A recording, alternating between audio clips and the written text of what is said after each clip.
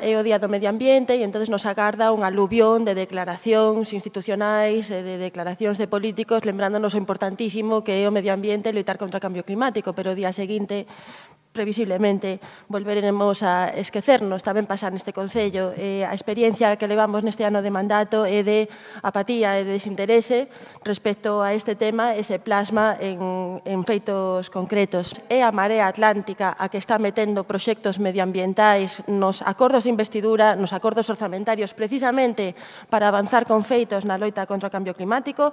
Hai outros moitos que están parados. Efectivamente, o operador enerxético municipal, non sabemos nada dende a aprobación dos orzamentos, o mapa das enerxías renovables, a prospección e formación para o emprego no eido da enerxía, a bonificación, os composteiros, esa fiscalidade verde que anunciamos a bombo e platillo cando se aprobaron os orzamentos, igualmente está parada, non se está aplicando, a ampliación das hortas urbanas nos barrios e podería continuar.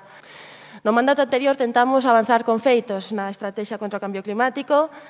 Creo que, aínda que se fixeron moitos esforzos, concordo en que non é suficiente e hai que acelerar a transición ecolóxica. E non só é unha cuestión de emerxencia, senón que é tamén unha cuestión económica revitalizar eses sectores, reconducir a economía cara a sectores de futuro e non só ao ladrillo como receita bella, resesa de recuperación económica. Pedimos, por favor, que non anulen proxectos medioambientais que están elaborados, que teñen dotación orzamentaria e están listos para aplicarse, porque non temos tempo que perder. Estamos falando de reducir un 40% en 10 anos os niveis de CO2.